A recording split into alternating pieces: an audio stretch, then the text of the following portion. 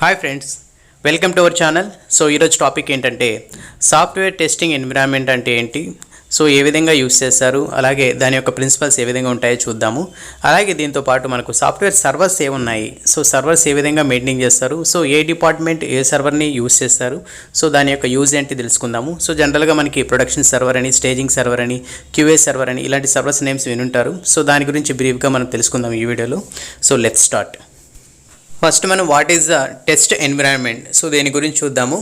Test environment is a collection of hardware and software which helps to execute the test cases. So next point వచ్చి once we get the requirement from the customer, the developer start the developing the code.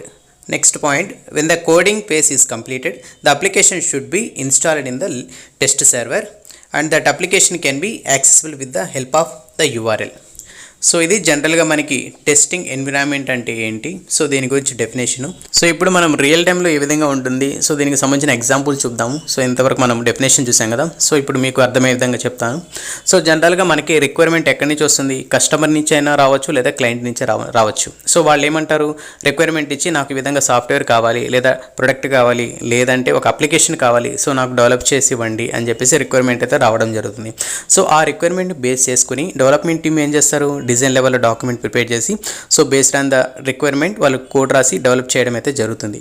So development మొత్తం చేసిన తర్వాత next ఏం చేస్తారు, QA టీమ్కి move చేస్తారు. So QA team ఏం చేస్తారు, ఏదైతే డెవలప్ చేశారో సో అప్లికేషన్ని ఎండ్ టు ఎండ్ టెస్ట్ చేయడానికి ట్రై చేస్తారు.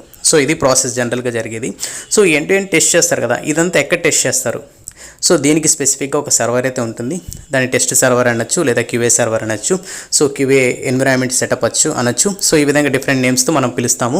సో ఈ టెస్ట్ చేసేటప్పుడు ఏంటంటే బేస్డ్ ఆన్ ద అప్లికేషను మనం స్పెసిఫిక్గా ఎన్విరాన్మెంట్ సెట్ చేసుకుని ఉంటాం. లైక్ ఎంత ర్యామ్ కావాలి, ఎంత హార్డ్వేర్ కావాలి, అలాగే ఎలాంటి ప్రాసెసరు, ఏ ఓఎస్ యూస్ చేస్తున్నాము, ఏ బ్రౌజర్ యూస్ చేస్తున్నాము, సో అలాగే ఎంత డేటా, టెస్ట్ డేటా కావాలి, దీనికి సంబంధించిన ఇన్ఫర్మేషన్ మొత్తం గ్యాదర్ చేసుకుని ఒక ఎన్విరాన్మెంట్ ప్రిపేర్ చేసుకుంటాము. చేసుకున్న తర్వాత దాంట్లో టెస్ట్ చేయడం అయితే జరుగుతుంది.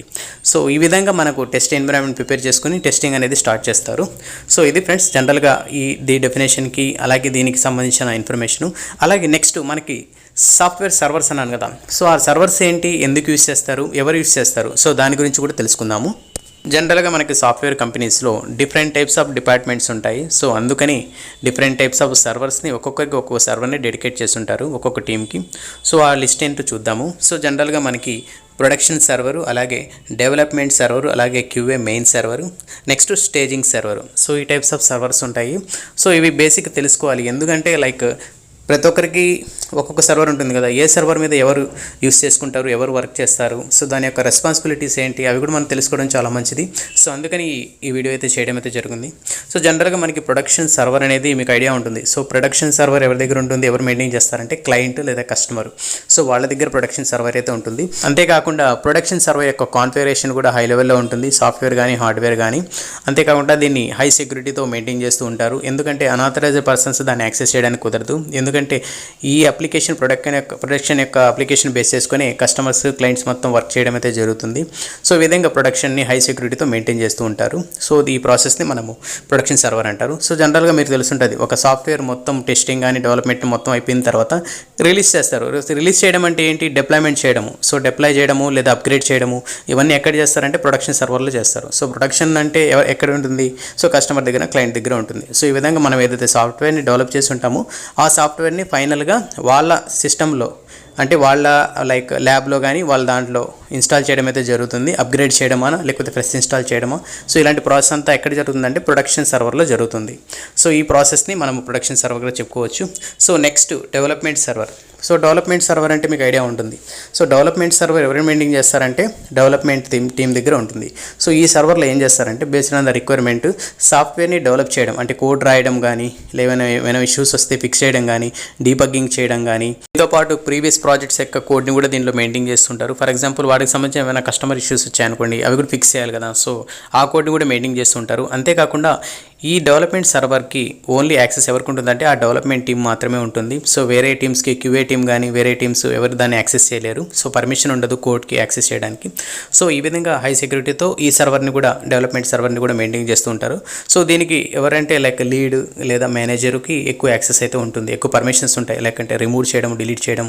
ఎందుకంటే సేమ్ సర్వర్ని బ్యాకప్ కూడా చేస్తూ ఉంటారు. ఏమైనా డేటా కరప్ట్ అయినా సిస్టమ్ అనేది డౌన్ అయిపోయినా కరప్ట్ అయినా కూడా ఇంకో సిస్టంలో ఆ డేటా అనేది ఆ కోడ్ అనేది మెయింటైన్ చేస్తూ ఉంటారు. సో ఈ విధంగా మనకి డెవలప్మెంట్ సర్వర్ని యూస్ చేస్తారు. Next QA main server. So QA main అంటే క్వాలిటీ అష్యూరెన్స్ ఇంజనీర్ క్యూఏ అంటే. సో ఇది టెస్టింగ్ సర్వర్ అనుకోండి.